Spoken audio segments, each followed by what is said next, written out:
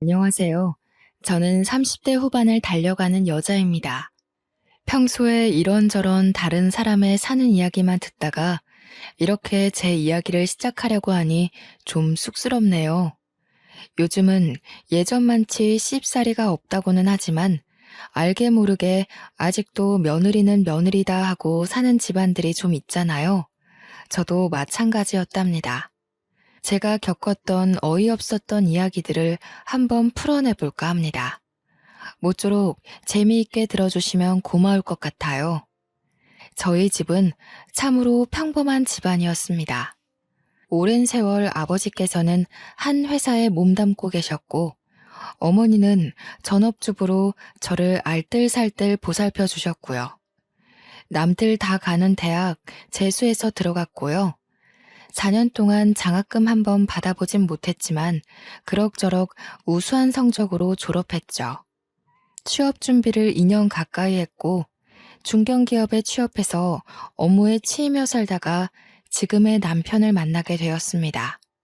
사실 저는 비혼주의 사상을 가지고 있었던 터라 남편에게도 연애 시절부터 결혼은 하지 않겠다고 말을 했었습니다.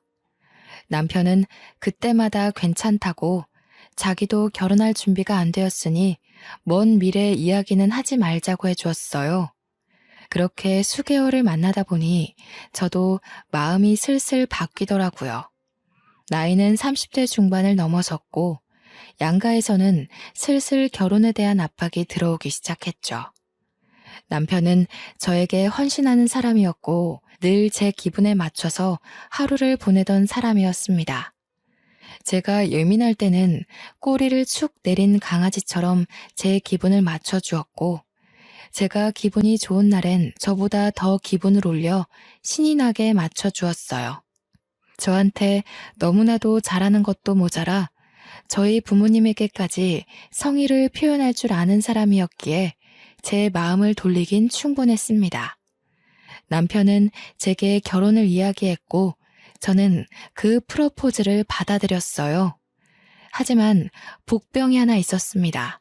남편에게는 철없는 어린 시누이가 있었는데 자세하긴 몰라도 돈으로 크게 한번 사고를 쳐서 시부모님의 노후 자금이 몽땅 털렸다는 것이었습니다. 저는 그 이야기를 듣고 결혼은 현실이기에 조금 망설이게 되었습니다. 남편에게도 솔직하게 이야기를 했었어요. 노후 준비가 되지 않은 시부모님은 부담스럽다고요. 남편은 제게 부담 갖지 말라고 저를 설득하기 시작했고 저에게 최후의 수단이었는지 각서를 들이밀더라고요. 각서에는 아주 상세하게 시부모님의 노후에 관한 일절 책임이 없다는 내용이 적혀 있었습니다. 저는 결국 남편의 설득에 넘어갔고 각서를 잘 보관하겠다고 엄포를 놓았어요. 결혼을 준비하는 내내 남편이 노력했고 잡음 하나 없이 양가의 합의는 아주 성공적으로 이뤄졌습니다. 친정 부모님께서 가구 대리점을 운영하셨기에 혼수 준비도 거침이 없었고 단지 보태줄 여유 자금이 없었던 시댁에서 눈치를 좀 보셨었죠. 다행히도 남편과 저에게서 회사 대출이 잘 나왔기에 신혼집 마련도 부족함 없이 준비했습니다. 드레스도 웨딩 촬영도 너무나도 마음에 들게 나왔고 결혼식도 모두의 축복 속에서 진행이 되었습니다. 제가 제일 기대하던 신혼여행도 만족스러웠어요. 회사원이다 보니 길게 휴가를 내기 눈치 보여 평소엔 엄두를 못 냈던 미국으로 신혼여행을 갔거든요. LA와 라스베이거스를 돌면서 도시의 화려함에 완전히 매료가 되었었죠. 오죽하면 내가 왜 결혼을 안 하려고 했었지? 하는 생각을 할 정도로 꿈같은 신혼여행이었습니다. 미국에서의 여유가 어찌나 행복하던지 남편과 몇 번이고 미국으로 이민 오고 싶다고 이야기꽃을 피웠어요. 그렇게 꽤나 길었던 신혼여행을 마치고 친정집에서 하루 자고 시댁으로 이동하여 하루 자고 신혼집으로 가기로 했습니다. 친정집에 도착하니 부모님께서 상다리가 부러질 만큼 진수성찬으로 저녁을 차려주시더라고요. 비행을 마친 지 얼마 안 된 터라 피곤했지만 미국에서 사온 선물들을 드리고 신혼여행에서 보고 느낀 걸 이야기하고 하다 보니 시간이 꽤 흘렀어요. 친정 부모님께서는 저희가 피곤할까봐 이부자리도 봐주시고 푹 자고 시댁으로 가라며 배려를 해주셨습니다. 남편과 친정집에 몸을 뉘이니 감회가 새로웠죠. 그렇게 극진한 대접을 받고 시댁으로 인사를 드리러 갔습니다. 시부모님 드릴 선물과 시누이 선물까지 챙겨서 갔어요. 일부러 점심때가 지난 시간에 갔는데 늦은 점심을 드신 건지 설거지통에 설거지가 한가득이더군요. 시어머니께서 저를 쓱 한번 보시더니 말씀하셨습니다. 오늘이야 고생했다. 설거지는 좀 이따 해도 되니까 일단 인사부터 받자. 저는 그 말의 의중이 뭔지 한참 고민해야 했습니다. 저보고 설거지를 하라는 뜻인가 싶었거든요. 인사를 드리고 선물까지 모두 드리니 저에게 슬쩍 눈짓을 하시더라고요. 설거지를 저보고 하라는 소리였던 것이 맞았어요. 저는 우물쭈물하다가 그래 한 번쯤인데 뭐 어떤가 싶어서 그릇을 뽀득뽀득 닦았습니다. 별 수 있나요? 여기는 저희 부모님 집이 아닌 시자가 붙은 집이니까요. 저녁상도 옆에서 얼마나 눈치를 주던지 손님으로 간 자리라고 생각했는데 거의 몸종처럼 일했습니다. 진짜 하다하다 물 떠오라는 것까지도 절 시키더라고요. 어쩔 수 없다 생각하고 남편에게 눈치만 슬쩍 한 번씩 보내고는 식사 내내 쉬지 않고 왔다 갔다 했네요. 그러다가 시누이가 신혼여행은 재밌었냐고 물어보더라고요. 남편이랑 저랑 신나가지고 신혼여행 이야기를 했습니다. 미국이 진짜 크긴 크더라. 나도 미국 가보고 싶었는데 너무 부럽다. 얼마나 보고 즐길 게 많던지 잠자는 시간이 아까울 정도였어요. 오죽하면 너무 좋아서 이민 오고 싶다고 몇 번이나 말했는지 몰라요. 제가 장단을 맞추면서 이야기를 하자 갑자기 시어머니께서 저를 향해 숟가락을 던지시는 거예요.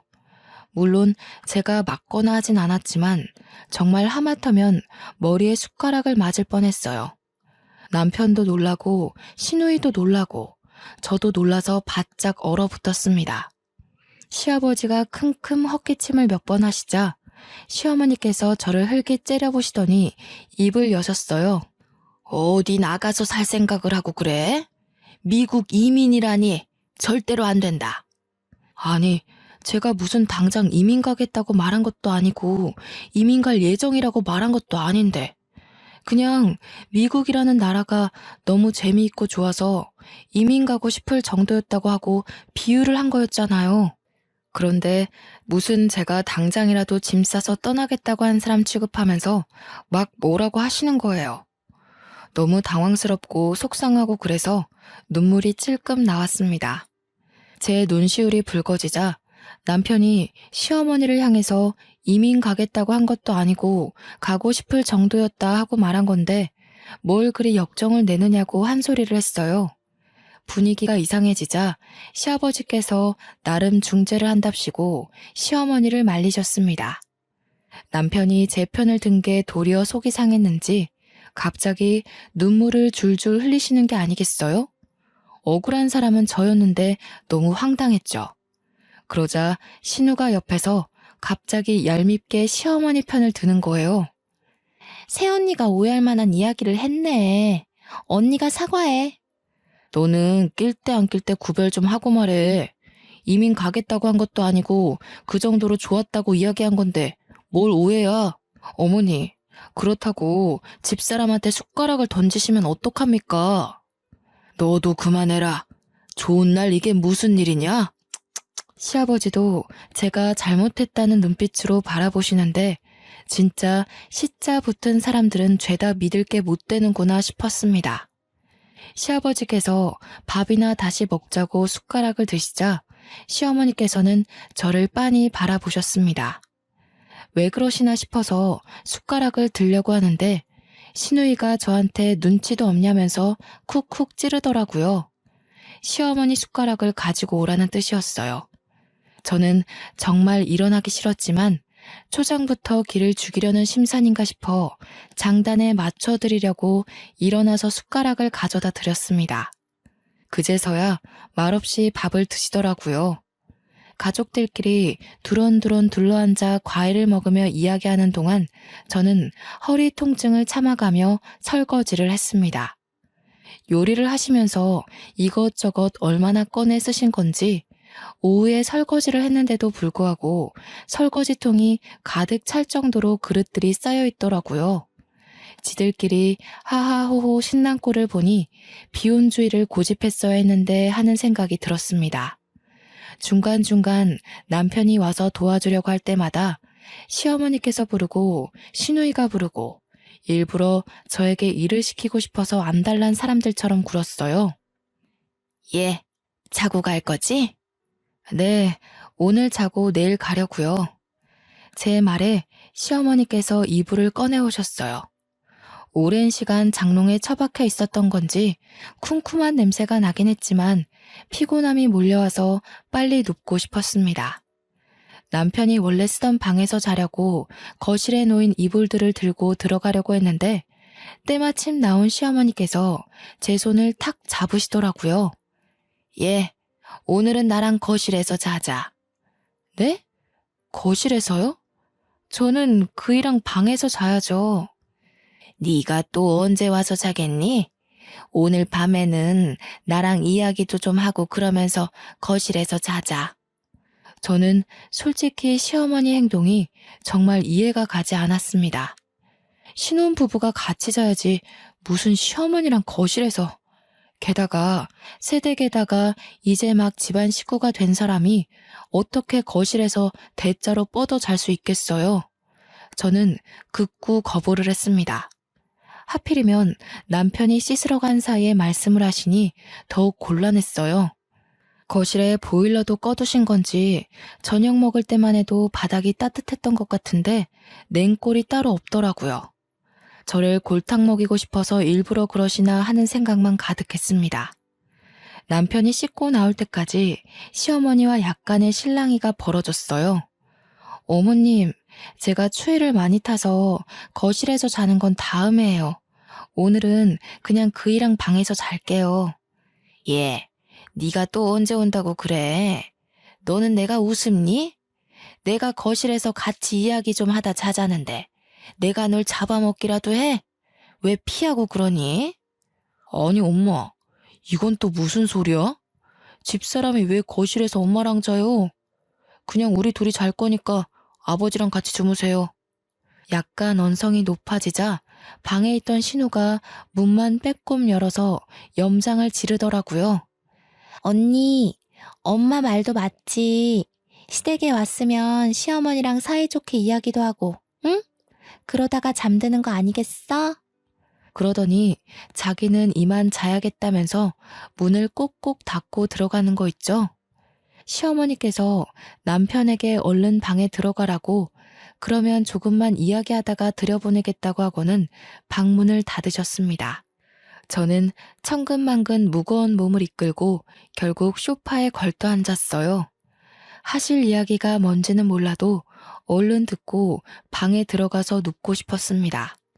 남편이 중간중간 나와서 언제 들어오냐, 할 이야기가 많냐 하고 물어봤는데 시어머니께서는 별 시덥지 않은 소리만 줄줄 늘어놓으셨습니다. 자고로 남편은 하늘이고부터 시작해서 아침밥을 어떻게 차려주면 좋겠다. 집안일을 너무 칼같이 나누지 말고 여자가 더 많이 해야 된다. 아주 가부장적이고 쓰잘데기 없는 소리들 말이에요. 똑같은 이야기를 하고 또 하고 반복하다가 할 이야기가 없으시면 자러 가겠다고 하면 갑자기 TV 이야기를 하시고 결론은 그냥 조용히 거실에서 자라 이 말이었습니다. 저는 도저히 감겨오는 눈을 이겨내지 못하고 시어머니의 뜻대로 거실에서 잠이 들었어요. 냉골 같은 바닥이 얼마나 춥던지 새벽에는 이를 덜덜 떨다가 잠에서 깼습니다. 겨우겨우 다시 잠들었는데 무슨 아침 6시부터 저를 깨우시더라고요. 추위에 제대로 잠도 푹 못 잤는데 아침부터 깨우니까 너무 힘들었어요. 당연히 깨운 이유는 아침상을 차리자는 이야기를 하시려고 한 것이었습니다. 곰곰이 생각해보면 방에서 자면 남편이 같이 깰 것 같으니까 일부러 거실에서 재운 느낌이었습니다. 저는 정말 시어머니의 작태에 질리고 말았습니다. 결혼한 지 2주일밖에 안 됐는데 벌써 말이죠. 결국 졸면서 아침상을 차렸고 컨디션이 좋지 않아서 그런지 콧물이 줄줄 흐르더라고요. 피곤함까지 더해져서 감기 기운이 겹친 것 같았어요. 재채기를 연신해 대며 코를 킁 풀고 있자 아침을 드시러 나온 시아버지께서 혀를 끌끌 차시더라고요. 그렇게 몸이 약해서야 무슨 살림이나 제대로 하고 애는 똑바로 낳겠어? 꾹 참아왔던 스트레스가 한 번에 터지는 듯한 기분이었습니다. 저는 대꾸도 하지 않고 조용히 식사를 차리고 정리하고 인사만 대충 드리고는 남편과 함께 신혼집으로 돌아왔어요. 집에 오는 내내 제가 말도 없이 가만히 있으니 남편이 저에게 미안하다고 계속해서 사과를 하더라고요. 진심으로 미안해하는 남편을 보면서 애꿎게 화를 낼 수도 없고 어쩔 수 없이 약속을 받아내고 나서야 마음을 풀었습니다. 시댁에 가서는 2번 다신 이런 일 없게 옆에 꼭 붙어 있겠다는 약속이었죠. 남편은 그 뒤로 시댁에서 먼저 연락이 오는 일 없게 스스로 나서 주었어요. 시부모님께도 용건이 있으면 본인을 통해서 연락을 달라고 했고요. 가끔 시누이와 시어머니께서 제게 염장을 들쑤시는 듯한 문자나 연락을 하긴 했지만 그때마다 남편이 나서서 화를 내주었습니다. 몇 번 반복되자 길을 잡겠다는 마음이 좀 수그러들었는지 필요한 연락 이외에는 자제를 하시더라고요. 하지만 그러면서도 꽁에 있는 게 있다는 티는 팍팍 내셨어요. 어디 며느리 무서워서 연락이나 하겠니? 이번 주 주말에 집으로 좀 와라. 부탁할 것도 있고 간만에 밥이나 먹자. 저는 알겠다고 대꾸했죠. 처음에는 매주 주말마다 밥 먹자고 하시는 거 남편이 데이트도 해야 되고 신혼인데 방해하지 말라고 딱 잘라 말한 덕분에 한 달에 한 번 볼까 말까 했거든요. 저도 나름 시집 온 건데 언제까지 등지고 살 순 없으니 천천히 마음을 열기로 약속했고요. 그래서 주말에 보자고 하시는데 거절할 수 없었어요. 남편에게 미리 말을 해두셨는지 주말에 시댁을 가자고 하길래 이미 연락을 받았다고 말했습니다. 빈손으로 가는 것도 좀 그래서 한우 고기를 사들고 시댁을 방문하니 저보다 한우를 더 반기시더라고요. 그런데 웃기게도 빈말이라도 같이 구워 먹자고 하실 수 있는데 나중에 잘 구워 먹겠다고 하시고는 냉동실에 쏙 넣으시더라고요. 사람 먹는 걸로 치사하게 구는 거 아니랬는데 이렇게 친정 부모님과 다를 수 있나 싶었습니다. 애초에 기대도 안 했던 부분이라 그냥 그러세요 하고 말았어요.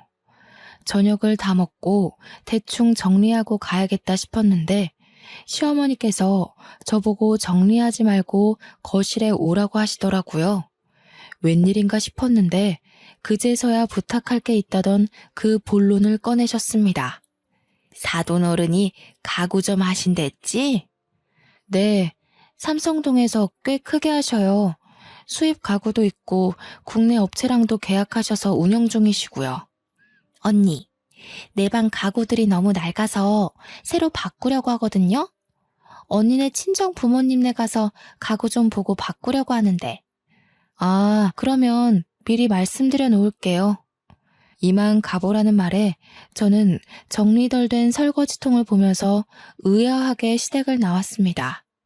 그리고 한 일주일쯤 지났을 무렵 시어머니께서 가구를 보러 가겠다고 하셨어요. 저도 일을 하고 있었기 때문에 편하게 보시라고 말씀을 드리고는 친정 부모님께도 연락을 드렸습니다.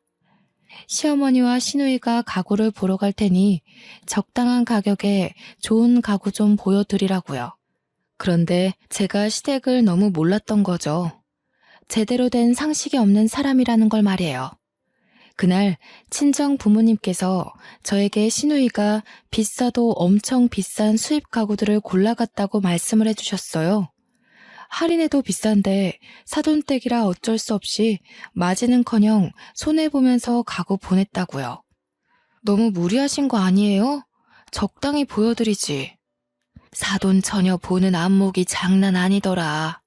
고르고 고른 게 죄다 수입산 가구일 줄 누가 알았겠니? 그래도 이렇게 한번 가격 좋게 잘해드리면 우리 딸 예쁘게 봐주시겠지. 저는 어머니께 감사드린다고 이야기를 전하고는 남편에게도 오늘 친정 부모님 가게에서 시누이가 가구를 골랐다는 이야기를 전했어요. 그렇게 저는 일이 다 끝난 줄 알았죠. 그런데 사건은 지금부터 시작이었습니다. 시누이가 방 사진을 보내주고 가구가 너무 예쁘다면서 칭찬을 하더라고요. 괜히 뿌듯한 마음에 부모님께도 감사 인사를 다시 한번 전했는데 어머니께서 저에게 전화를 주셨어요. 응, 엄마, 무슨 일 있어요? 아니, 그게, 아휴, 이걸 어떻게 설명을 해야 할지. 아니, 사돈어른이 분명 계좌로 돈을 보내주시겠다고 했는데 열흘이 지나고 가구도 다 배송됐는데 아직까지 깜깜무소식이라서. 잔금을 안 주셨어요? 한 푼도 입금 안 하셨더라.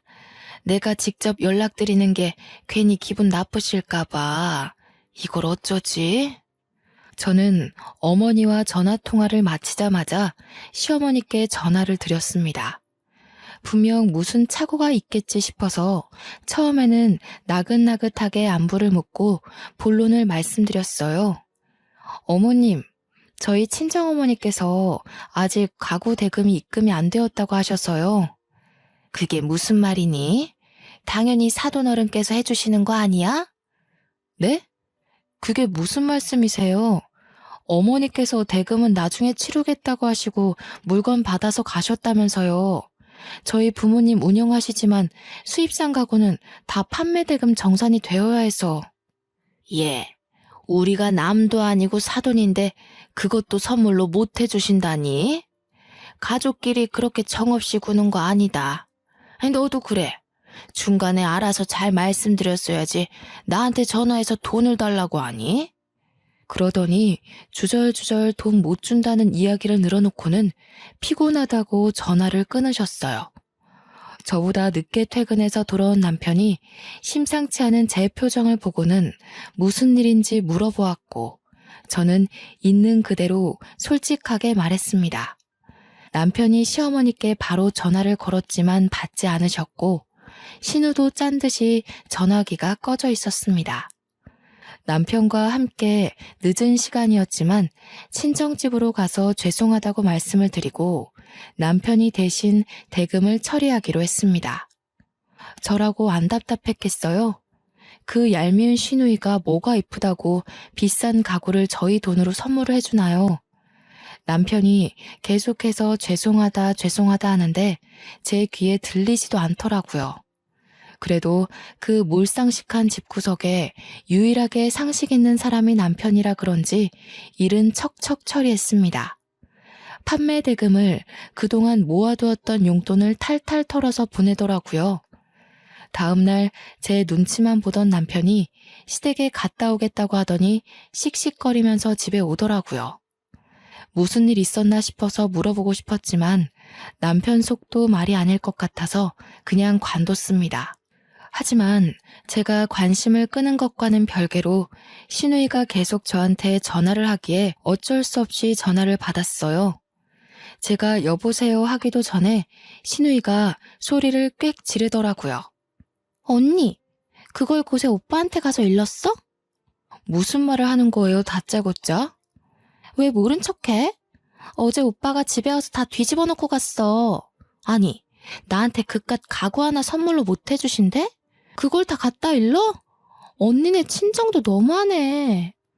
신우, 그게 다 얼마짜리인 줄 알고 이러는 거예요? 오빠한테 미안하다고 고맙다고 해도 모자랄 판에 저한테 뭐가 어쩌고 어째요? 와, 언니 무섭네. 지금 내가 우스워서 이런 식으로 말하는 거지? 우스워서가 아니라 그렇잖아요. 남의 집 사업장 가서 물건을 훔쳤으면 예, 우리가 언제 훔쳤다고 그러니? 너 말 정말 거지같이 하는구나. 사돈 어른이 당연히 시댁에 잘 보이려고 내 딸 잘 봐주십사 하고 선물로 주시는 줄 알았지. 어머님, 그게 다 얼마짜린데 그런 소리를 하세요. 서랍장 같은 거 하나였으면 몰라도 침대에 책상에 장롱에 바꿀 수 있는 가구들 다 들고 가셨으면서 당연히 대금을 치러야죠. 그깟 거 얼마나 한다고 이렇게 치사하게 구니? 정말 시댁을 무시하는 것도 가지가지지. 제가 인상을 팍팍 쓰면서 통화를 하고 언성이 높아지자 남편이 보다 못해서 제 전화기를 확 빼앗았습니다. 그러더니 남편도 흥분해서 시어머니와 시누이에게 막 소리를 치더라고요. 어머니, 이런 식으로 몰상식하게 굴지 마세요. 제가 대금 안 치렀으면 절도나 다름없는 짓이라고요. 그리고 제 와이프한테 자꾸 전화해서 스트레스 주지 마세요. 앞으로 연락 받지 말라고 할 거니까 그렇게 아시고 힘쓰지 마세요. 남편이 전화를 뚝 끊어버리더니 전원까지 끄더라고요. 어차피 다음날이 일요일이어서 알람이 필요하지도 않고 남편이 너무 괴로워하는 얼굴이길래 하고 싶은 대로 하게 냅뒀습니다. 남편도 휴대폰 전원을 꺼버리더라고요. 그날 우리 남편의 강단에 다시 한번 놀랐고요. 결혼 전부터 이런 일 없게 잘 막아주겠다고 하더니 정말 제 편에 서서 모든 벽을 쳐주는 모습에 감동도 받았습니다. 저는 남편과 마음 놓고 푹 잤어요. 다음날 시어머니께서 아침 대바람부터 찾아와 회방을 놓을 줄은 몰랐죠. 남편이 집 비밀번호를 알려준 적이 없었기 때문에 문을 직접 열고 들어와서 화를 내지 못하셨지만 저희가 문을 열 때까지 현관벨을 누르셨습니다. 눈곱도 떼지 못한 채로 시어머니의 분노를 감내해야 했어요. 남편이 아침부터 무슨 일이냐, 쉬는 날인데 늦잠도 못 자게 하냐 궁시렁거렸지만 시어머니의 눈은 오롯이 저를 향해 있었습니다. 냉수 한 잔을 시원하게 들이키시고는 저희 보고 거실에 앉아서 이야기 좀 하자고 하셨습니다. 남편과 저는 어떤 억지를 부리려고 온 걸까 싶어서 일단 이야기라도 들어보자 했어요. 너희가 결혼해서 이렇게 부모를 무시하고 살면 안 되는 거다. 가구점 일이야. 일단 우리 아들이 대금 냈다고 하니 덮어두고 내가 할 말이 있어서 왔다. 너희 결혼한 지 수개월이 지났는데 왜 생활비는 한 푼도 안 주니? 저는 이게 무슨 소린가 싶었습니다. 생활비를 저희가 왜 드려야 하는지 이해가 가지 않았어요. 아직 시아버지께서는 일을 하고 계시고 있었고 시누이도 직장 생활을 하고 있었으니까요. 솔직히 생활비를 받으려면 저희가 아니라 시누이가 내야 하는 것 아닌가요? 생활비는 결혼 전에 드렸잖아요. 저희도 대출금 갚으면서 맞벌이로 겨우겨우 생활 유지하면서 살아요. 도대체 며느리가 어떤 식으로 우리 아들을 꿰어냈길래 착한 우리 아들이 이리 변했을까? 매달 생활비 주면서 살갑게 굴던 아들이 돈도 못 준다 하고 화만 내고. 아침 대바람부터 무슨 억지를 부리시는 거예요. 저희도 아이 낳고 키우고 하려면 지금부터 차곡차곡 모아야 합니다. 집에 같이 살고 있는 동생한테 받으시면 되잖아요, 생활비. 걔가 무슨 돈이 있다고 생활비를 내니? 저는 너무 어이가 없었습니다. 시누이도 뻔히 직장 생활하는 사회인인데 시누이한테는 코 묻은 돈이랍시고 한 푼도 안 받으면서 가정을 꾸린 아들한테는 달라고 하다니요. 결혼 전에 드렸던 생활비도 거의 용돈의 개념으로 남편이 챙겨드린 거지 보탬이 되려고 드린 것도 아니었어요. 결혼하고 나니까 배알이 꼴려서 이런 억지를 부린다는 생각이 퍼뜩 들었습니다. 저는 남편이 알아서 잘 방어를 해주고 있었기에 아무 소리 하지 않고 남편 옆에 앉아 있었어요. 제가 꿀먹은 벙어리처럼 굴자 시어머니께서는 답답하신지 저를 보면서 호통을 더 치셨죠. 동생이 백화점 명품관에서 앉아있지도 못하고 두 다리 퉁퉁 부어가면서 벌은 돈을 어떻게 내가 쓰겠니? 우리도 앞으로 노후 준비해야 되고 하니까 매달 통장으로 보내줘라.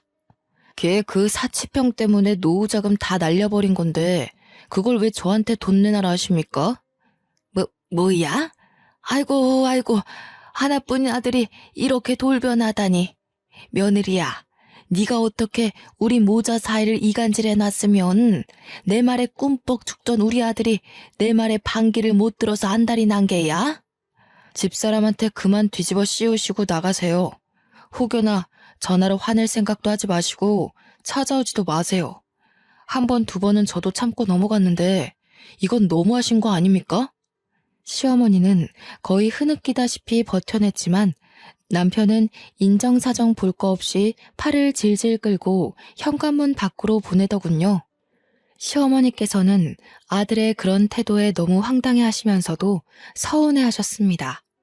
하지만 굳게 닫힌 문은 열리지 않았고 포기하시고 돌아가셨습니다.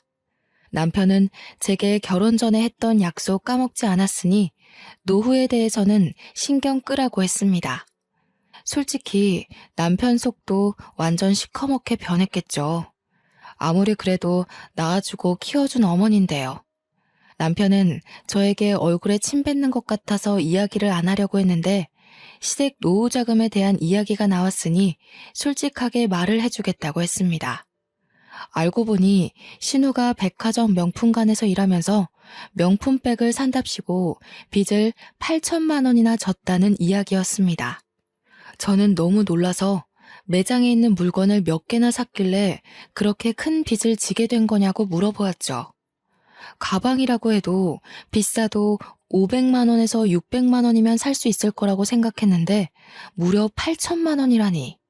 그러자 남편은 월급으로 충당이 안 되니 결국 대출을 받아서 명품을 사 모으기 시작했고 제3금융에서 받은 대출이라 이자가 불고 불어서 그렇게 된 것이라고 하더군요. 8천만 원을 넘기고 나서야 겨우 시부모님께 사실대로 말했고 눈덩이처럼 불어나는 이자를 하루빨리 갚기 위해 노후자금으로 모아두었던 적금을 해지했다고요. 결국 신우는 가지고 있던 가방들도 다 팔아치워서 빚 갚는 것에 보태야 했는데 가방도 어찌나 관리가 안 되었던지 제 값은커녕 반값도 못 받고 팔았다고 했어요. 저는 그 철없는 신우의 행동에 기함을 토할 수밖에 없었죠. 남편은 말을 하면서도 부끄러운 나머지 귓볼까지 시뻘개지더군요. 솔직히 이런 말을 하게 될 줄 몰랐다고 하면서 그런 어이없는 일로 부모님의 노후 자금을 날린 사건이 매우 수치스럽다고 했어요. 저는 이미 벌어진 일인데 어쩔 수 없지 않느냐고 남편을 위로했죠. 그날 이후로 남편은 제 핸드폰에서 시댁의 모든 번호를 차단시켜 버렸습니다. 아무리 그래도 두어 달에 한 번은 찾아뵙고 명절에도 가봐야 하지 않겠나 싶어서 차단까지는 하지 말자 했는데 남편은 강경했어요. 이미 밑바닥까지 드러낸 사람들인데 뭐를 무서워하겠냐고. 필요한 게 있으면 수단과 방법을 가리지 않을 거라고 했습니다. 차단이 된 이후부터 시부모님은 남편에게밖에 연락을 할 수 없게 되었고 은연중에 제 눈치까지 보시더라고요. 그렇게 또 5개월쯤 흘렀을 때였어요. 제 몸이 영 이상해서 내과에 찾아갔더니 임신한 것 같다고 산부인과 진료를 한번 보라고 하시더라고요. 저는 두근거리는 마음을 주체할 수가 없었습니다. 휴대폰에 저장해둔 생리 날짜를 확인하는데 예정일보다 열흘이나 늦어지고 있었어요. 약간 속이 울렁거리면서 미열도 있고 귤같이 신계에 당기는 걸 보면 정말 임신이 맞는 건가 싶었죠. 한달음에 산부인과에 달려가 피검사를 하고 초음파를 보니 정말 작은 점 같은 태아가 제 뱃속에 자리를 잡고 있었습니다. 축하드려요, 사모님. 임신 6주 차입니다. 다음 주에는 심장 소리 들려드릴게요. 남편분과 같이 오세요. 나가서 산모 수첩도 받으시고요. 저는 집으로 돌아와 운동을 하러 나간 남편을 기다렸습니다. 남편이 돌아오자마자 참지 못하고 초음파 사진을 보여주면서 배를 감쌌어요. 남편은 감격의 눈물을 흘리면서 당장에 파티를 하자며 기뻐했습니다. 시댁에는 남편이 말하겠지 싶어서 친정 부모님께서 말씀을 드렸고요. 하지만 남편이 시댁에 말을 하지 않더라고요. 아직 임신 초기니까 시간 좀 지나서 안정이 되면 그때 말씀드리자. 임신했다고 또 연락해서 당신 스트레스 받느니 그게 나을 것 같아. 저를 배려해주는 남편의 말에 고개를 끄덕였습니다. 임신한 걸 자랑하고 싶어서 제가 열심히 하는 개인 SNS 계정에 초음파 사진을 올리고 임신한 사실을 올렸어요. 시댁 식구들은 저와 친구를 맺은 사이가 아니기에 당연히 모를 거라고 생각했는데 알고 보니 그동안 꾸준히 신우이가 몰래 제 SNS를 염탐하고 있었더라고요. 임신 사실을 올린 지 2시간도 되지 않아 남편에게 시댁 식구들의 전화가 빗발치기 시작했습니다. 전화를 무시하자 그날 저녁 시댁 식구들이 전부 저희 집 문 앞에서 농성이라도 벌이듯 진을 쳤어요. 제가 결국 남편에게 문을 열어주자고 했고 철옹성 같은 대문이 열리자 시댁 식구들은 전부 집 안에 들어와 자리를 차지했습니다. 제가 임신을 했으니 이제 관계를 개선하자는 뜻이나 다름없었습니다. 아이고, 우리 며느리 고생했다. 임신이라니. 몸이 약해서 애도 못 볼 줄 알았는데 얼마나 다행이야. 성별은 뭐라든 딸이래 아들이래. 딸이든 아들이든 뭐가 중요해. 그치만 아들이면 더 좋겠지? 언니, 어떻게 우리한테는 말 한마디도 안 해주고 SNS에 먼저 올릴 수가 있어? 쏟아지는 질문에 정신이 없었지만 저를 걱정해주는 말도 있었고 애가 너무 궁금해서 미치겠다며 기뻐하는 시부모님을 보니 차마 내칠 수가 없었습니다. 그때 확 관심 끊어달라고 했어야 했는데 임신하고 마음이 약해진 저는 그렇게 어영부영 사과를 해오는 시부모님과 시누이를 다시 받아줄 수밖에 없었어요. 금이 갈 듯 말 듯 애매했던 관계는 쭉 이어졌습니다. 시부모님께서는 손주가 정말 벌써부터 좋아 죽겠는지 아이 용품을 마구마구 사다 주셨습니다. 덕분에 저희 집 방 하나를 아기 방으로 미리 꾸며놔야 했어요. 16주가 지나고 아들이라는 소리를 병원에서 듣자마자 시부모님께서는 감격의 눈물까지 흘리셨습니다. 그렇게 안정기에 접어들고 태교 여행까지 보내주신다고 저희를 베트남 여행까지 시켜주셨어요. 그동안의 앙금이 사르르 녹아버렸죠. 그런데 철없는 시누이는 바뀐 게 하나도 없었습니다. 제가 임신 5개월쯤 되었을 때 신우가 다급하게 저에게 연락을 해서는 돈을 좀 빌려달라고 하는 거예요. 언니, 나 돈 좀 융통해줘요. 저 진짜 돈이 한 푼도 없어요. 우리도 애한테 들어갈 돈 미리 준비하느라 돈이 없어요. 신우는 갑자기 왜 돈이 필요해요? 아, 진짜. 언니밖에 돈 빌릴 사람 없단 말이에요. 500만 원도 없어요? 그럴 리가 없잖아요. 신우는 제게 돈을 빌려달라고 몇 번씩이나 연락을 해댔어요. 하지만 신우의 뭘 믿고 돈을 빌려주겠어요? 시부모님의 노후자금도 다 털어간 사람인데 저는 결국 참지 못하고 남편에게 이야기를 했고 남편은 단판을 짓겠다며 시댁에 찾아갔습니다.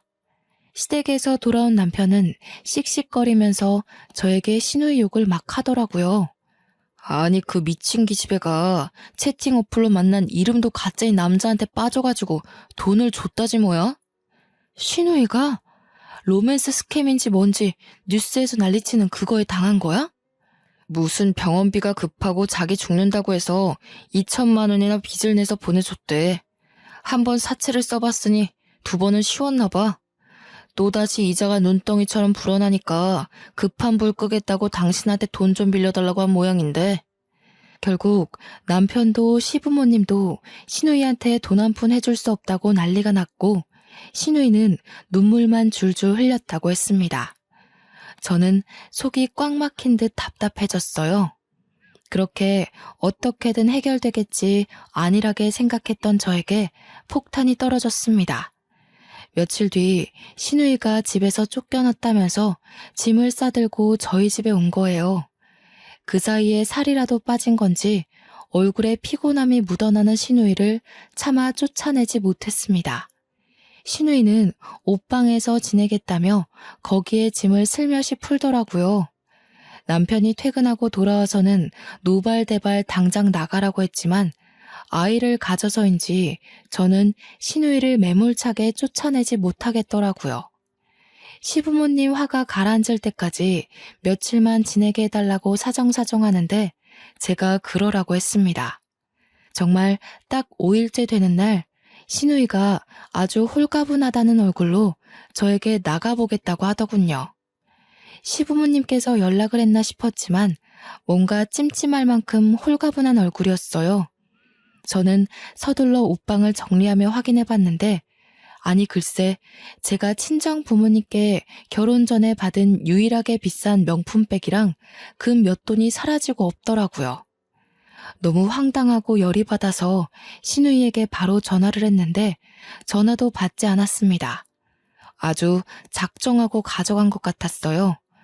혹시라도 제가 착각을 한 건가 싶어서 몇 번이고 다시 찾아봤지만 명품백과 금이 사라져 있었습니다.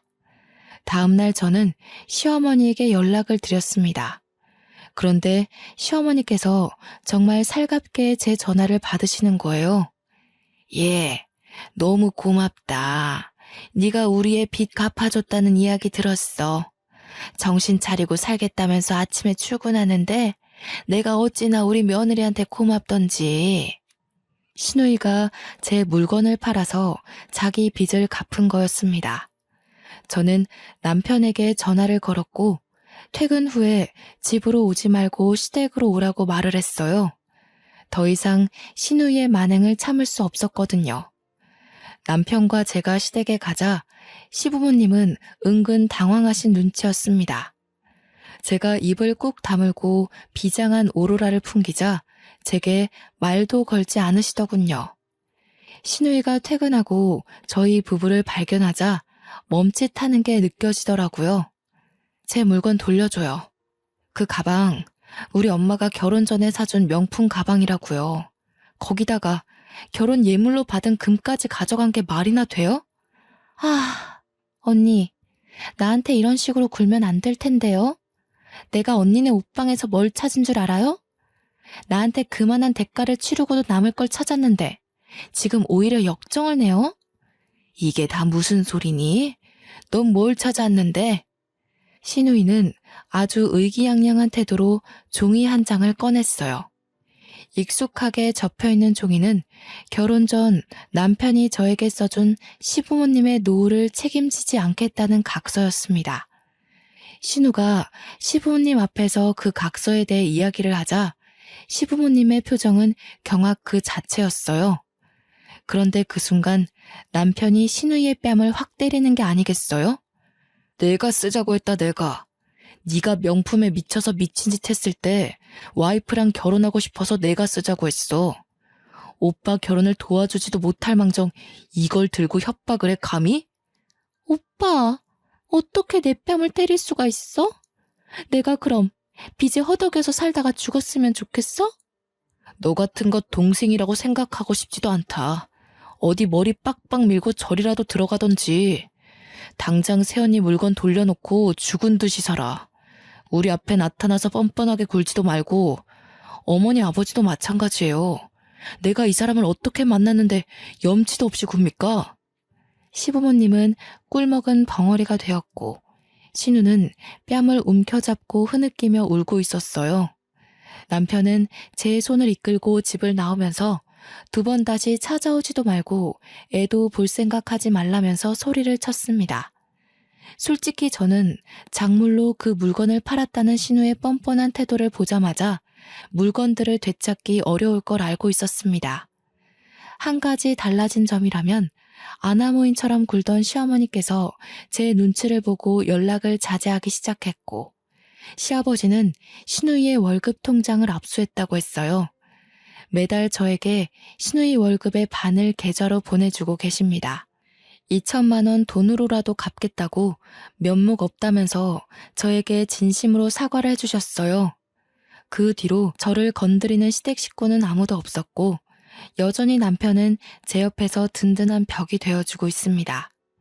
벌써 만삭이 되어 출산 예정일을 코앞에 두고 있어요. 무사히 출산 잘하고 돌아오겠습니다. 지금까지 제 사연 들어주셔서 감사합니다. 망나니 같은 신우 때문에 고생이란 고생은 다 했지만 남편이 중간에서 잘 막아줘서 그나마 잘 살아갈 수 있을 것 같아요. 이 사연을 보는 남성분들, 제 남편처럼 꼭 자신의 옆에 있는 평생의 반려자를 잘 챙겨주셨으면 합니다. 감사합니다.